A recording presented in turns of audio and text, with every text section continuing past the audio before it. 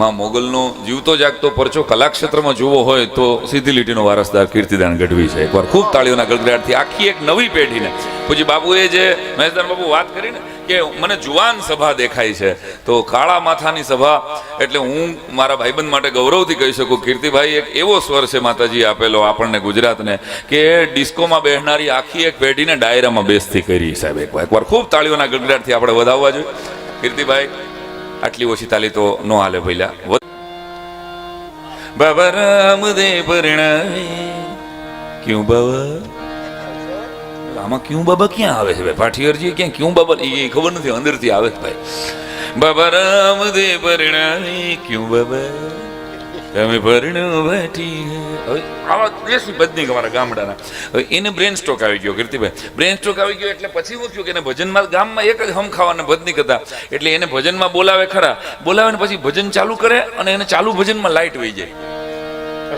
ચાલુ ભજનમાં લાઈટ જાય એટલે કઠણાઈ શું થાય કે ચાલુ ભજનમાં ઉપાડે એવો કરે ને પછી લીટી ભૂલાઈ જાય કે હું ને મીરા એક વાર મથુરામાં ગયા તા, હું ને મીરા એક વાર મથુરામાં ગયા તા અને લાઈટ વહી ગઈ. પછી મીરા અહીંયા રહી ગયું, આવતો રહ્યું.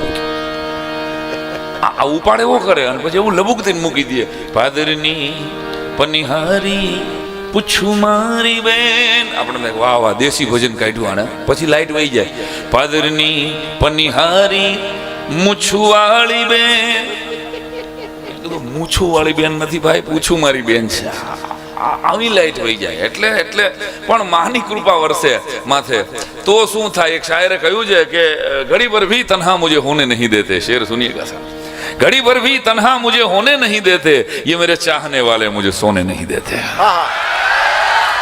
घड़ी भर भी तन्हा जीतो है, घड़ी भर भी तन्हा मुझे होने नहीं देते, ये मेरे चाहने वाले मुझे सोने नहीं देते. और शेर सुनिएगा कि मेरी माँ की दुआओं के मेरे सर पे जो साए हैं, मेरी माँ की दुआओं के मेरे सर पे जो साए हैं, सफर में ये कहीं भी हादसा होने नहीं देते.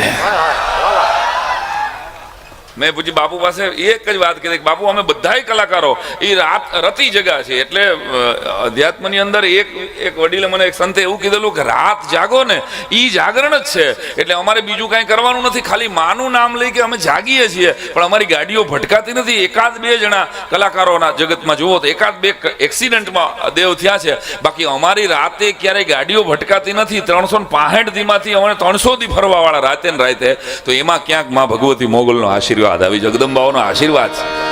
અને એથી આગળ વધીને કહું કે આવા કોઈક ઓડિયન્સમાં જિંદગીથી હારીને થાકીને કોઈ બેઠેલો હોય અને નક્કી કર્યું હોય કાલે સવાર થાય એટલે દવા પી જ આવી છે, એ એવા એકાદ કીર્તિદાનભાઈના ડાયરામાં આવે, અમારા કોઈ ડાયરામાં આવે ને રાજભાઈ કે જીતુભાઈ કે અમારી કોઈની એકાદ વાત, એકાદ ગીત, એકાદ દુહો, એકાદ છંદ એના જીવનમાં અડી જાય કે ના રે ના મરાય તો નહીં, બસ એ જીવી જાય ને એના પરિવારનો આશીર્વાદ અમારા ખાતામાં જમા થતો હોય. આવું હું પર્સનલી માનું.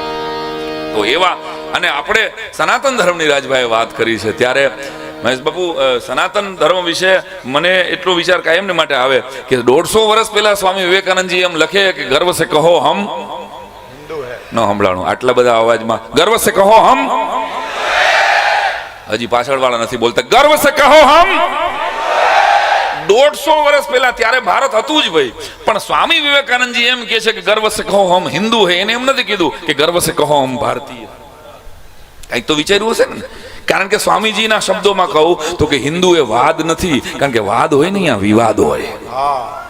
હિન્દુત્વ એટલે શું તો કે ખાલી આપણે કાશ્મીર થી કન્યાકુમારી સુધીનો રસ્તો નકશો દોરી લઈ અને આટલા નકશાની અંદર જે લઈએ છે એ હિન્દુત્વ ના ભાઈ ના. ઓસ્ટ્રેલિયામાં કે ન્યુઝીલેન્ડમાં કે અમેરિકામાં અડધી રાતે કોઈ હનુમાન ચાલીસા કરે છે કે માં મોગલનું નામ લઈને દીવો કરે છે ને, ત્યાં સુધી હિન્દુત્વ વિસ્તરે છે મારા વાલા. દુનિયાના કોઈ પણ ખૂણામાં ભારતના દેવી દેવતાને કોઈ યાદ કરે ત્યાં સુધી હિન્દુત્વ જાય છે. એટલે હિન્દુ કોઈ વાદ નથી, કારણ કે વાદ હોય અહીંયા વિવાદ હોય. આ કોઈ પંથ નથી, આ કોઈ પૂજા વિધિ નથી, આ એક જીવન શૈલી છે. અને આનો જવાબ આપવા માટે મેં એક કવિતા લખેલી. એ કવિતાથી મારે વાતની શરૂઆત કરવી છે કે હમ સબકી સોચને વાલે હૈ. હમ કોણ હૈ? हम सबकी सोचने वाले हैं, हम प्रेम शौर्य के प्याले हैं. हम सबकी सोचने वाले हैं, हम प्रेम शौर्य के प्याले हैं. छेड़ोगे तो भूचाले हैं, मानवता की मशाले हैं. हम हिंदू है मत वाले हैं, हम धर्म सनातन वाले हैं. हम हिंदू है मत वाले हैं, हम धर्म सनातन वाले हैं। और शेर सुनिएगा साहब कि सदैव सबके दिल को जीतकर यह इतिहास सजाया है, सदैव सबके दिल को जीत અંતવાદી હતા, એને કંકોત્રીમાં લખાવેલું કે મારી દીકરીના લગ્નમાં કોઈ દારૂ પીને ન આવું. આવું કાંઈ લખાવાની જરૂર ન હોય, પણ મારી દીકરીના લગ્નમાં કોઈ દારૂ પીને ન આવું તો વરરાજો જ ન આવ્યો. બોલો આને કેમ પહોંચવું? હા, એક જગ્યાએ કન્યા જોવા ગયા ને તો ઓલા વડીલે પૂછ્યું કે તમે ડ્રિંક કરો છો? એટલે છોકરો જે બેઠો હતો ને મૂર્તિઓ મૂંઝાઈ ગયો. એ કે પેલા કન્યા જોઈ લઈ પછી બેસીએ. લાકડી લઈને વાહે થયો લગા. હા, તમે એટલે ફરી ફરીને કહું છું કે મોગલ છોરું અહીં બેઠા છો તો માં ભગવતીના ચરણમાં 30મો પાટોત્સવ છે. બ્રાહ્મણ તરીકે એટલી જ વિનંતી કરું છું કે 1 રૂપિયો ઘોર કોઈ ન આપી શકો ને કદાચ, પણ એકાદ તમારું વ્યસન છે ને એ મૂકીને જાહો ને તોય ભગવતી રાજી થશે મારા વાલા. જો મનમાં હાથ ઊંચા નથી કરવા કોઈના, કારણ કે અઘરું છે. 135નો માવો કેટલાક ખાઈને એવી ગરમ કરે છે ને હાથ, આપણે એમ થાય કે આના હાથમાંથી વીજળી ઉત્પન્ન થઈ જશે. અહીં બેઠા બેઠા હું જોયા કરતો હતો ક્યારનો અમુક, અને 100ની સ્પીડે રાજકોટમાં જુવાનીઓ જતો હોય અને સેજ ધીમો પડે ને એટલે સમજી લેવાનું કે આ, અને જેને કરલી આપ્યા છે ને સ્ટેટ કરાવવા છે.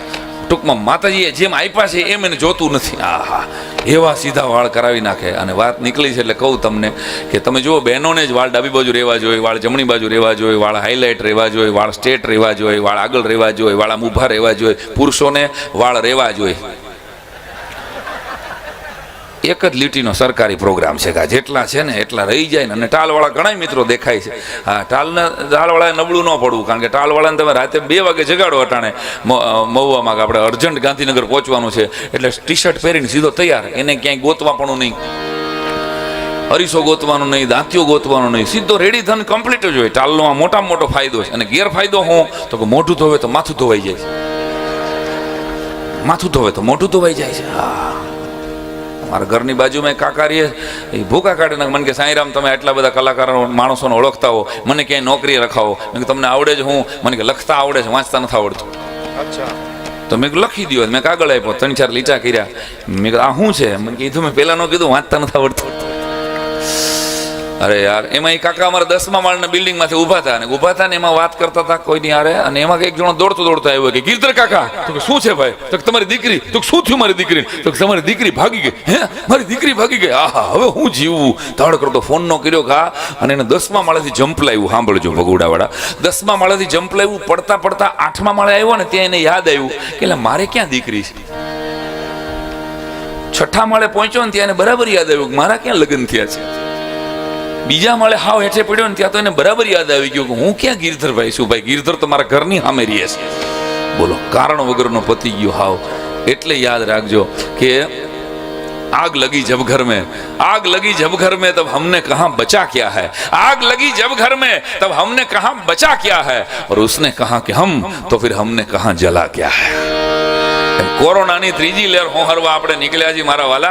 આપણે માતાજીના આશીર્વાદ માનવાનું. મને કીર્તિભાઈ કહેતા હતા, મને કે લગભગ બીજો કે ત્રીજો ઉત્સવ હશે ત્યારથી હું આવું છું સાંઈરામ. 1200 કે 1500 જણા હતા ત્યારથી આ પાટોત્સવમાં કીર્તિભાઈ આવે છે, અને આજે 1.5 લાખ 1.25 લાખની મેદરી અહીં બેઠી છે. આ માની એના આમંત્રણથી જ આવી શકાય. એની ઈચ્છા હોય તો જ અહીં કલાકાર તરીકે અવાય અને શ્રોતા તરીકે અવાય. 30મો પરમોત્સવ છે વિમલભાઈ. ત્યારે હાલો આપણે મેઘાણીભાઈને યાદ કરીએ, અને તમારે તાલીઓના તાલ સાથે આપણે ગાવું હોય તો મોર બની થન ગાટ કરે મન, મોર બની થન ગાટ કરે, મોર બની થન ગાટ કરે મન, મોર બની થન ગાટ કરે, ઓર કહે ચહોર મારો માં હો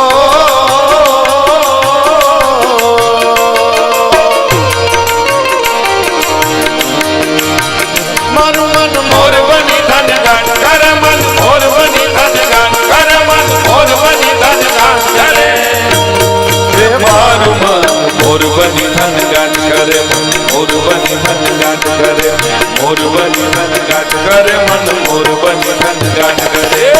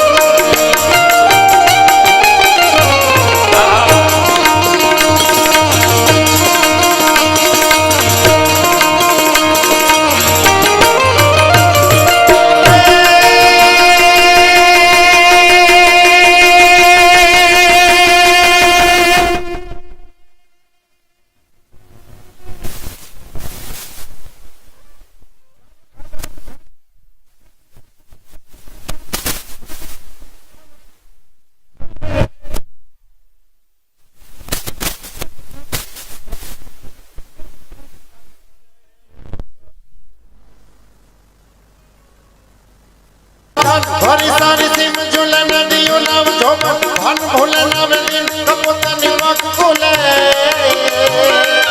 નવે દિન કપોતાની વાક ખોલે નવે દિન કપોતાની વાક ખોલે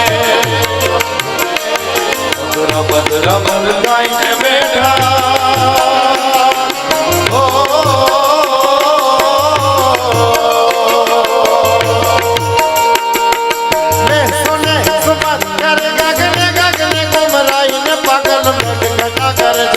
કરે મન મોર બની ધન કરે મન મોર બની ધન કરે મન મોર બની ધન ઘાટ કરે અમાર મન મોર બની ધન ઘાટ કરે મોર બની ધન ઘાટ કરે મોર બની ધન ઘાટ કરે મન મોર બની ધન ઘાટ કરે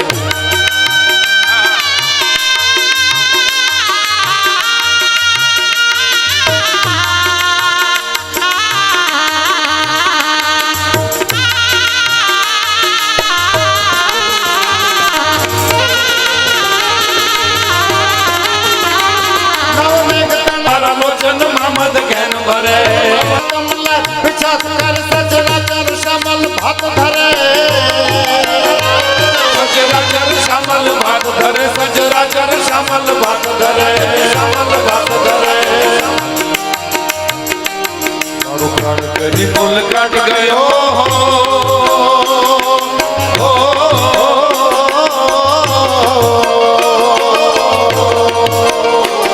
પથરાઈ સારી વડરાઈ પરે ઓર મેઘ આશાથી લવાજ મારે તોય ધન દિલા ધન કરે મન મોર બની ધન ગાટ કરે મન મોર બની ધન ગાટ કરે મન મોર બની ધન ગાટ કરે મારું મન મોર બની ધન ઘાટ કરે મન મોર બની ધન ઘાટ કરે મોર બની ધન ગાટ કરે મન મોર બની ધન ગાટ કરે મોર બની ધન ઘાટ કરે મન મોર બની ધન ઘાટ કરે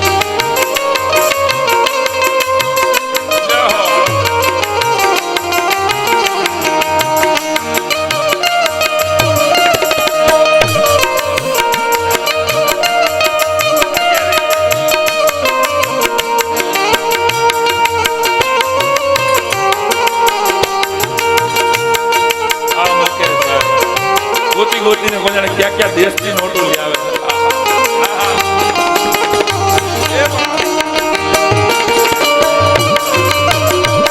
માનો ઉત્સવ છે અને સ્વયંભૂ રીતે આટલા લોકો ક્યાંય સામેથી માત્ર એક ધાર્મિક ઉત્સવ માટે આવતા હોય અલગ અલગ જ્ઞાતિના કોઈ એક કોમના નથી આપણે અલગ અલગ જ્ઞાતિના માં ભગવતી મોગલના શરણે આવતા હોય એવો આ પહેલો કદાચ એકમાત્ર આ જગ્યા છે એકવાર ખૂબ તાળીઓના ગડગડાટથી આપણે બધા જ આયોજક મિત્રોને અને બધા સ્વયંસેવકોને જોરદાર તાળીઓના ગડગડાટથી બિરદાવીએ એટલે રંગલો જામ્યો છે વિમલભાઈ ત્યારે